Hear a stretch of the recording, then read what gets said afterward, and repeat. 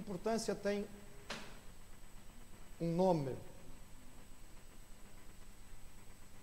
Talvez alguns nomes sejam importantes porque são conhecidos ou famosos. E dependendo dos nomes, as pessoas só ao dizerem o nome, isto já tem um certo peso. Dependendo dos nomes, eles se calhar podem abrir portas, oportunidades, dar acesso a lugares e a pessoas que de outra forma não conseguiríamos, tudo por causa de um nome. Um nome pode ser importante, por exemplo, porque a família é histórica, ou porque há algo no passado que mereça ser preservado. Mas para a maioria das pessoas o nome é apenas algo que nos serve para nos distinguir de outros, algo pelo qual nós somos conhecidos. Há nomes que nós gostamos, há nomes que nós não apreciamos muito, há nomes que às vezes ficaram marcados por algum personagem na nossa vida que não foi bom, e por isso quando ouvimos aquele nome, mesmo que esta pessoa não tenha culpa nenhuma, tem o mesmo nome de alguém que nos fez alguma coisa e nós temos alguma dificuldade com este nome. E o nosso nome, o seu nome, o nome que você recebeu dos seus pais? Gosta dele? Se pudesse escolher, escolheria esse nome? E se pudesse escolher outro? Os povos antigos, talvez mais do que nós hoje em dia, hoje as pessoas escolhem nomes por muitas razões, às vezes escolhe-se o nome por causa de alguém que era um ator de cinema ou de novela ou um jogador de futebol. Mas antigamente os povos tinham um pouco mais de cuidado e os nomes muitas vezes eram dados para definir e ajudar a marcar aspectos da personalidade e mesmo do destino. Alguém recebia um nome e isso o marcava positiva ou negativamente para toda a vida. Se fosse esse o caso, ou seja, se o seu nome fosse algo que ajudasse a defini-lo, definir quem você é, que nome ia preferir? Que nome ia escolher? Que nome explicaria melhor quem você é? Que nome ajudaria melhor as pessoas a saber qual é a sua essência? Provavelmente a maior parte das pessoas vai ter dificuldade em responder esta questão. Simplesmente porque nós vivemos numa época de muito pouca reflexão. Nós temos tanta coisa à nossa volta que não é boa, tanta coisa a acontecer ao nosso redor que muitas vezes nos traz tristeza, que é comum, é prática hoje de praticamente toda a cultura ocidental. Chegar em casa e de alguma maneira desligar. Desligar o quê? Desligar da nossa própria capacidade de reflexão para ligar a alguma outra coisa que nos desvia a atenção. Nós, o homem moderno, nós criamos toda uma indústria extremamente poderosa, bilionária, feita para anestesiar a nossa mente, os nossos sentimentos, a nossa reflexão. Há algumas pessoas na nossa sociedade que são olhadas de lado porque são toxicodependentes. Estão dependentes de químicos. Mas é interessante, irmãos, não pelo aspecto positivo, que se nós fôssemos olhar a sério, nós descobriríamos que uma parte grande da população é dependente, talvez não de químicos, mas é dependente do entretenimento, da televisão, da internet, é dependente da sua novela, dos seus filmes, das suas séries preferidas, e ficariam em síndrome de abstinência, com grandes dificuldades, se alguém lhe tirasse estas coisas.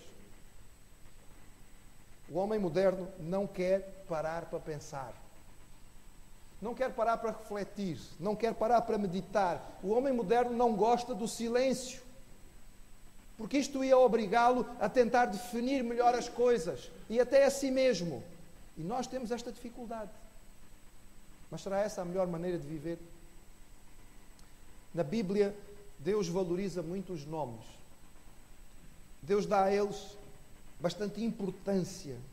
Há vários personagens bíblicos que tiveram os seus nomes mudados por Deus. Por exemplo, um dos mais famosos, os irmãos conhecem, foi Jacó. Jacó tinha um irmão gêmeo chamado Esaú, que nasceu primeiro do que ele, mas diz o texto bíblico que Jacó já veio com a mão a agarrar o calcanhar do irmão. E por causa disso foi-lhe dado o nome Jacó, que tinha a ideia de ardiloso, um homem de esquemas, uma espécie de enganador. E este nome marcou quem Jacó era. Jacó era um homem de esquemas, era um homem de estratégias, era um homem de planos, era um homem que andava sempre a armar alguma coisa. Ele armou contra toda a gente. Armou contra o irmão para lhe tirar aquilo que era o seu direito de filho mais velho. E depois foi capaz, teve a coragem de enganar o próprio pai que estava cego. O próprio pai que estava cego. Jacó foi lá e enganou. Mas é claro, aquilo que o homem semeia, isso também colhe. Jacó semeou engano e também colheu engano. Assim como ele enganou, também foi enganado. E foi enganado naquilo que lhe doeu mais. Trabalhou 7 anos para casar com Raquel e na noite de núpcias foi-lhe dada uma outra. Tudo escuro, com um véu, e ele pensou que era Raquel e de manhã olhou e viu que era Lia. Disse, epá, afinal enganar não é assim tão bom.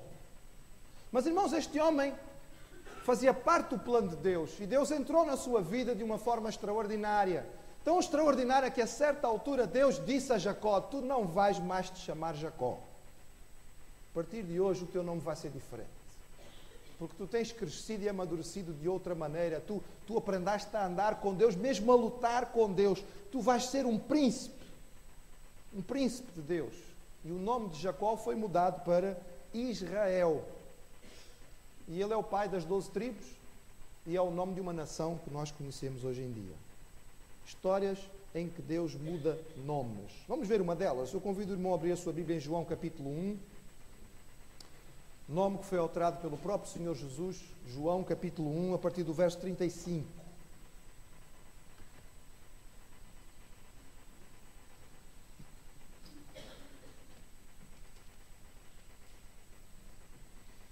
E diz assim, João 1,35. No dia seguinte, João estava outra vez ali, este João é João Batista, e 2 dos seus discípulos, e vendo passar a Jesus, diz, eis aqui o Cordeiro de Deus. E 2 discípulos ouviram dizer isto, e seguiram a Jesus. E Jesus, voltando-se e vendo que eles o seguiam, disse-lhes, que buscais? Eles disseram, Rabi, que traduzido quer dizer, mestre, onde moras? Ele lhes disse, vinde e vede. Foram e viram onde morava e ficaram com ele aquele dia. E era já quase a hora 10ª. Era André, irmão de Simão Pedro, um dos 2 que ouviram aquilo que João disse e o haviam seguido. E este achou primeiro o seu irmão Simão e disse-lhe, achamos o Messias, que traduzido é o Cristo. E levou-o a Jesus e olhando Jesus para ele, disse, tu és Simão, filho de Jonas, tu serás chamado Cefas, que quer dizer Pedro. Nós estamos aqui no começo do ministério público de Jesus. Jesus tem 30 anos de idade. Ele foi para o outro lado do Jordão, onde hoje fica a Jordânia, e ali ele encontrou o seu primo, João, que era conhecido pelo facto de que ele mergulhava as pessoas nas águas e por isso era chamado João Batista. Ele estava a pregar às multidões e a batizar as pessoas como símbolo de purificação, e Jesus é batizado por João para marcar o começo do seu trabalho público. Logo a seguir, Jesus vai para o deserto e ele fica 40 dias e 40 noites. E antes, quando ele aparece diante de João Batista já o identifica como o Messias. Mas depois Jesus como que desaparece durante estes 40 dias e torna a aparecer. E quando torna a aparecer novamente, João Batista tem o cuidado de identificar e dizer quem Jesus era. Interessante que os 2 primeiros discípulos de Jesus eram alunos de João Batista, diz o texto. Estes 2 homens, André e provavelmente João, o autor do Evangelho. Portanto, aqui há 2 homens com o nome João. João Batista, que era o mestre que estava a batizar, e João, o discípulo, que vai escrever o Evangelho. Ele e André seguiam a João Batista. Eles desejavam a verdade, eles queriam encontrar o Messias. Eles tinham a expectativa de que o Salvador viria no seu tempo. E eles pararam tudo o que estavam a fazer. Eles eram pescadores na Galileia, muito longe de onde eles estavam. Naquele tempo equivalia realmente a uma viagem muito significativa. Pararam o que estavam a fazer, deixaram a sua terra e foram para ouvir João Batista. E eles ouviram João Batista e ouviram João explicar que ele próprio não era o Messias, mas que vinha preparar o caminho do Messias. E então apareceu Jesus. E João Batista afirmou categoricamente: eis o Cordeiro de Deus que tira o pecado do mundo. A alusão era clara e fácil de entender para um judeu. João Batista estava a falar do sistema sacrificial, das ofertas em holocausto. Era a maneira como Deus tinha dado ao povo de Israel para expiar os seus pecados, para pagar os seus pecados. Alguém que tinha pecado reconhecia o seu pecado e reconhecia que o seu pecado implicava em morte. Então levava um cordeiro de 1 ano sem mancha e levava este cordeiro até ao sacerdote no templo e ali colocava a sua mão sobre a cabeça daquele carneiro e reconhecia: eu sou pecador, por causa do meu pecado eu mereço morrer, mas eu trago este sacrifício no meu lugar, porque Deus disse que assim Ele faria para o perdão dos nossos pecados. E aquele carneiro era morto, aquele cordeiro era morto, para a expiação dos pecados daquela pessoa. Resolveu o problema? Não, temporariamente apenas. Porque a pessoa ia voltar a pecar, ia voltar a ter problemas, ia voltar a ter que levar um cordeiro para o sacrifício, mas desta maneira Deus estava a anunciar ao povo de Israel e ao mundo como é que Ele ia trazer a salvação. E João Batista identificou e disse: olha, este vai acabar com o sistema. Este veio para encerrar o Antigo Testamento, a Antiga Aliança. Este é o Cordeiro, mas é de Deus. E Ele vai tirar o pecado, não é só de uma pessoa, é do mundo inteiro. E o seu sacrifício vai ser uma vez só. Este é o Cordeiro de Deus. Ele tira o pecado do mundo. Com isso, João estava a anunciar que Jesus não era apenas um mestre, Jesus não era um libertador político, Jesus não era um professor de religião, Jesus não era um filósofo sofisticado. Ele não vinha para satisfazer o desejo da multidão, o desejo dos israelitas de serem independentes. Ele veio para ser o Cordeiro, um sacrifício pelas vidas dos homens. E João dá esse testemunho logo na altura do batismo. E depois, quando Jesus reaparece dos seus 40 dias no deserto, ele torna a apontar e ele torna a dizer: este é o Messias, este é o Cordeiro de Deus. E imediatamente André e este João, que escreveu o Evangelho, deixaram de estar com João Batista e foram atrás de Jesus. É interessante, irmãos, porque o Evangelho não mudou. Continua a mesma coisa até hoje. Alguém ouve a informação sobre Jesus. Alguém ouve que alguém diz: Jesus é o Salvador. E decide ir atrás dele. E decide segui-lo. E a nossa função continua a ser a mesma. De anunciar e apontar para Jesus, o Cordeiro de Deus que tira o pecado do mundo. E estes dois homens estão atrás de Jesus. Eles não têm ainda liberdade. Eles ainda não conhecem Jesus pessoalmente. Eles estão a seguir, talvez a alguma distância respeitável, mas também não era preciso muita coisa depois de um tempo para Jesus perceber que estes dois vinham atrás dele. E Jesus toma a iniciativa. É tão bonito. É Jesus que abre o diálogo. Jesus vai ao encontro daqueles que estão a procurá-lo. Ele mostra-se sensível às suas necessidades e desejos. Jesus sempre respeita alguém que o busca. Ele sempre atende àqueles que estão realmente atrás da verdade. E Jesus pergunta a eles: o que buscam? É muito interessante, irmãos. Notem, Jesus não pergunta quem. Ele pergunta o quê? E eu diria que a pergunta continua a servir para nós hoje em dia. O que é que buscamos? O que é que nós pretendemos da vida? O que é que nos vai trazer satisfação?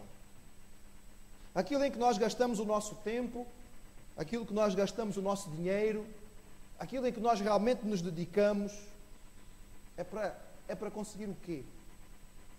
O alvo daquilo que nós desejamos vai falar muito de quem nós somos. André e João queriam encontrar o Salvador. Eles queriam encontrar o Messias. A resposta que eles dão é interessante. É uma resposta que indica o que é que eles pretendiam. Rabi, onde moras? Pode parecer tão poucas palavras para nós interpretarmos tanta coisa, mas não, É fácil interpretar, irmãos. Primeiro, eles reconhecem que Jesus é mestre, por enquanto. Eles não têm mais conhecimento a respeito de Jesus.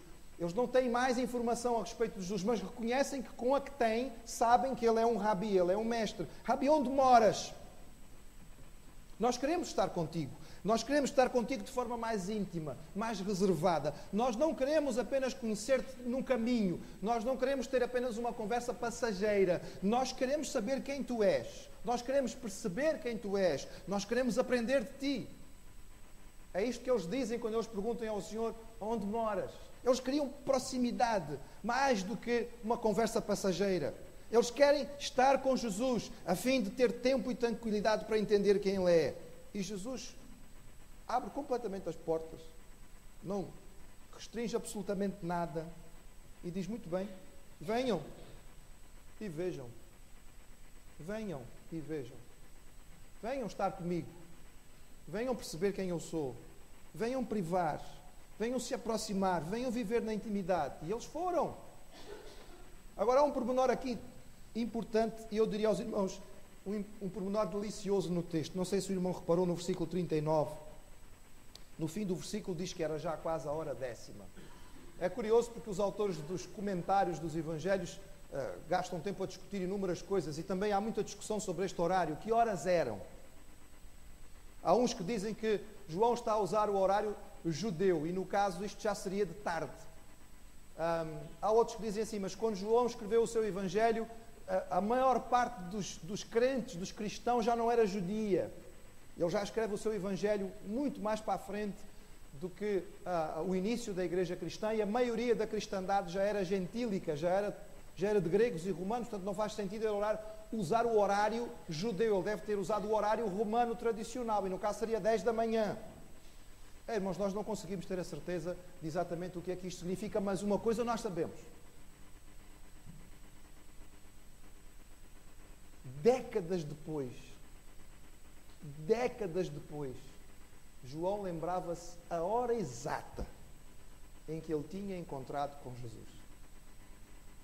Coisa impressionante. Quando Jesus entra numa vida, ele marca de tal maneira que as pessoas nunca mais se esquecem.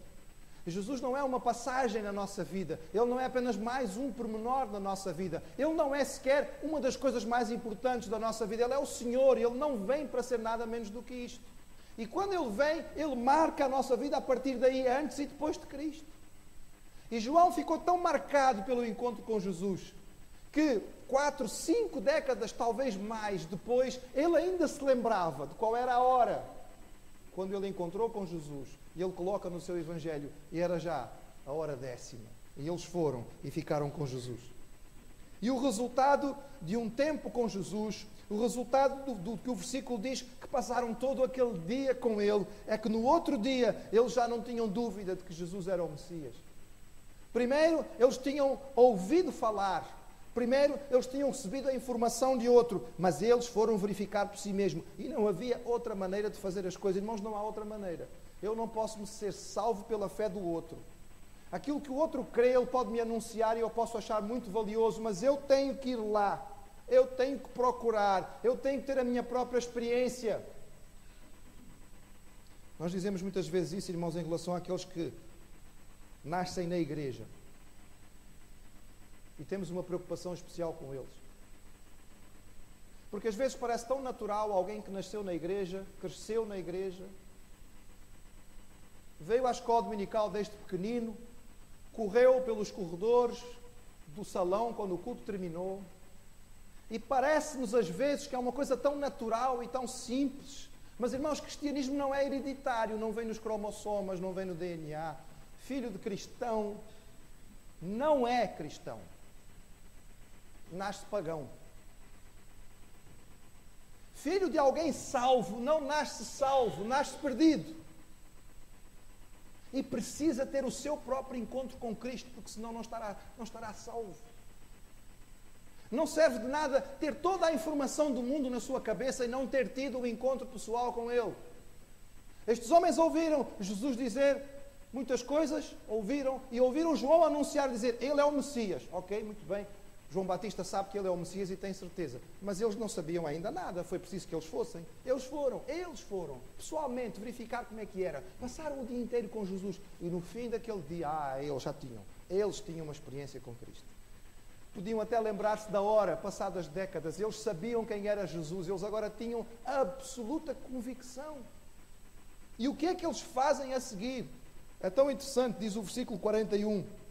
Este achou primeiro o seu irmão Simão. O que o texto está-nos a dizer, porque quem está a escrever o Evangelho é João, e João tem muito cuidado a respeito de tudo aquilo que dizia respeito a ele. Ele nunca se anuncia, ele nunca diz aquilo que ele fez.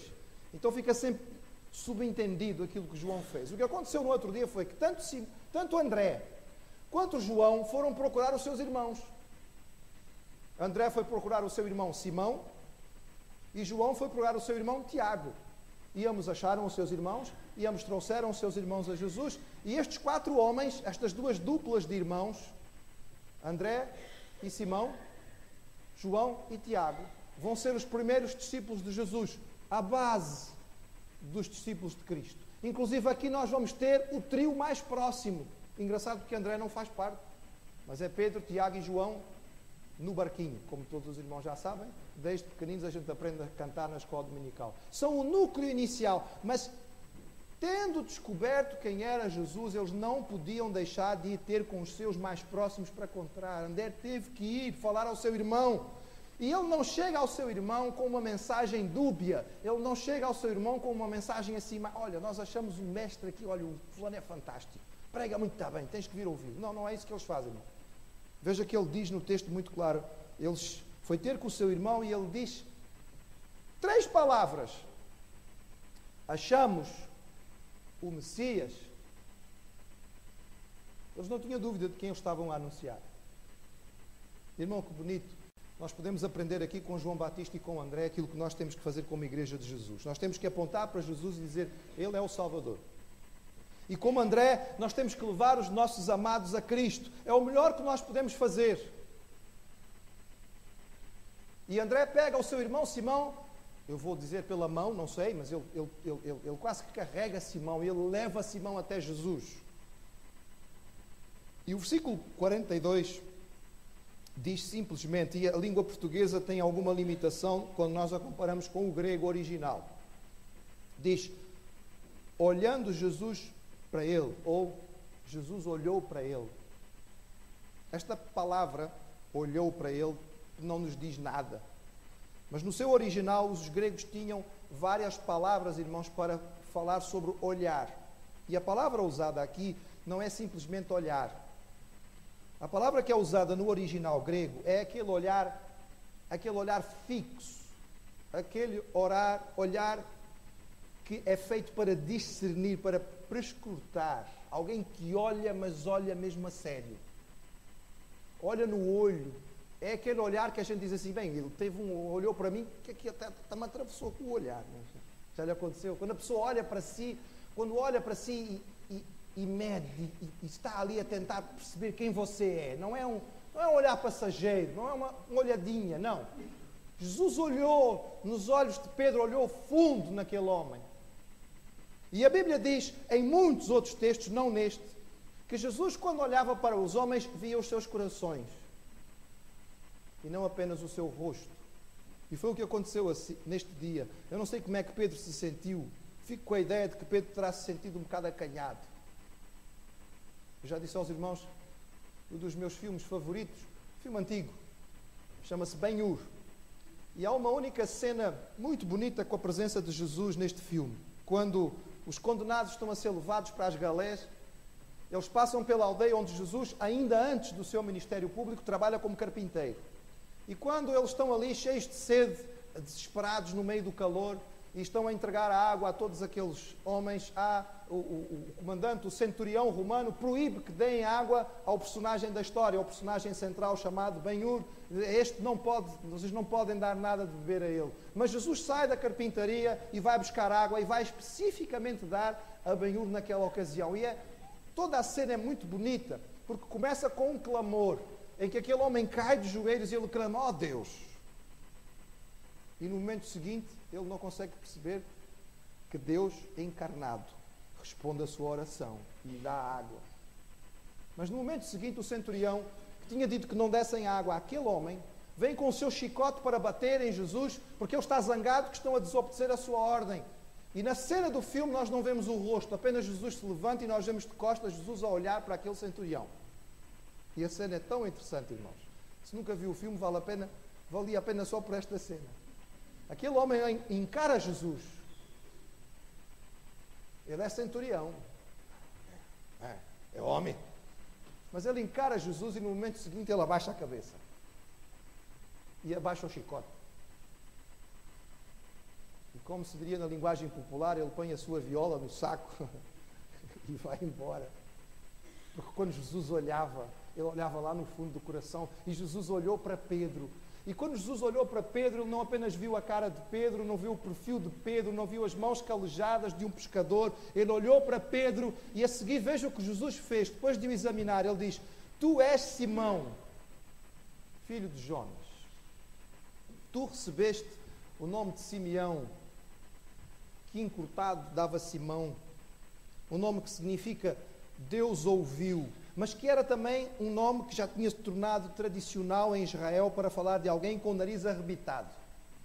Ou seja, tu és alguém de personalidade forte, tu és alguém complicado, tu és alguém teimoso, tu és um homem conhecido por ser o filho de Jonas, de Betsaida, mas tu és um homem temperamental, tu és um homem que muda de ideia facilmente, tu és um homem com muita força, mas pouco bem direcionada, tu és um homem em quem não se pode confiar. Porque hoje diz isto com tanta convicção e amanhã diz outra coisa. Esta era a realidade de Simão. Um homem volúvel. Um homem capaz do melhor, mas do pior. Um homem consciente da sua vida não ser aquilo que devia ser, mas incapaz de a mudar. Mais tarde, num outro encontro com Jesus, ele cai de joelhos e diz: afasta-te de mim, sou pecador. Ele sabe quem é, mas ele não consegue mudar. Em muitos sentidos, era um homem em quem não se podia confiar. Não era uma boa escolha para ser discípulo de Jesus. Mas Jesus olha no fundo dos olhos deste homem e diz: tu és Simão, o instável, o inconstante, o que muda de ideias. Mas tu vais ser uma rocha. Tu vais ser uma rocha. Este é o significado do nome Pedro. Tu vais ser uma pedra, tu vais ser um homem firme, tu vais ser um homem seguro, sobre o qual se pode realmente colocar a palavra. Tu vais ser um dos pilares sobre os quais a igreja eventualmente irá ser identificada. Tu és Simão, mas tu vais ser Pedro. E os irmãos sabem a história, sabem que esta palavra de Jesus não foi apenas uma afirmação, foi uma profecia. E este Pedro, porque nós o conhecemos como Pedro e não como Simão, vai ser o líder dos discípulos, o líder da igreja em Jerusalém, um dos apóstolos mais renomados, responsável pela conversão dos judeus, mas também dos primeiros gentios, aquele em quem se podia confiar. E eu queria refletir muito brevemente naquilo que este texto nos diz.